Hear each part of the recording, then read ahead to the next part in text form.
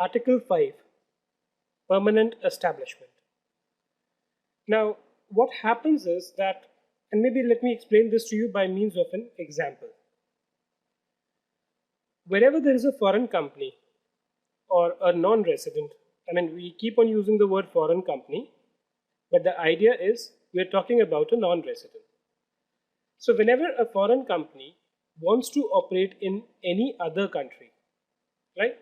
So in this case, we have a US company which wants to operate in India. They have two choices.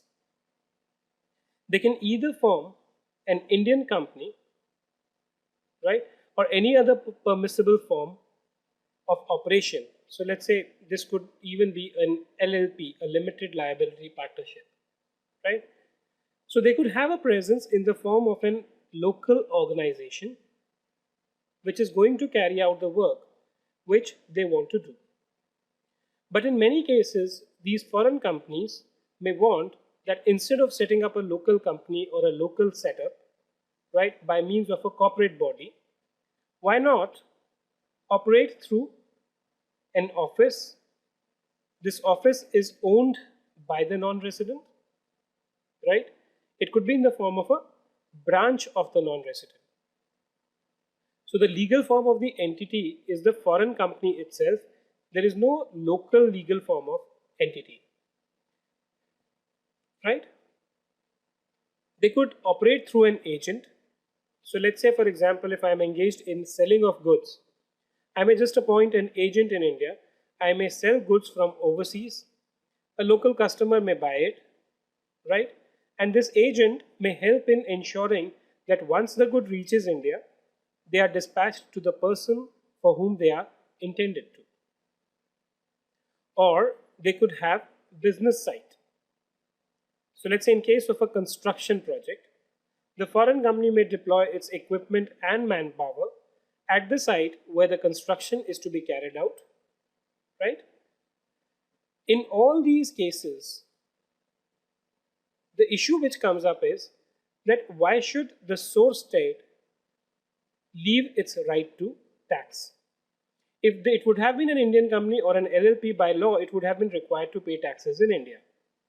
Just because the foreign company is not having a legal form of entity, but it is carrying on same business which it would have carried out through the subsidiary or an LLP for that matter, why should it be spared on taxes, right? And this is the logic which is applied to tax the foreign company on the basis of their presence in the source country, which is India in this case, right? But under the international law, whenever you want to use any of these to tax the foreign company, there's a requirement that there should be some degree of permanence with which this is being done. So if I do a one-off transaction through an agent, normally that should not, of course, depends on business to business, but normally it should not be resulting in a permanent establishment or a taxation for me in the source country. So when a foreign company operates through an office, etc., there could be a business connection. This is a term which is used under the IT Act. Or there could be a PE, a permanent establishment. And if there is a permanent establishment, the rule is that the business profit of the non-resident are taxable in the source country. Again, the question which comes up is, how much of profit should be taxed? If I'm doing a sale of $100 where I'm making a profit of $20, that $20 is attributable not only to the activities which I carry out outside India and some part of to the activities of the local agent. Therefore, in these cases, the taxability of business profit is only to the extent that the activities are carried out in the source country, which is India. And there has to be something called attribution.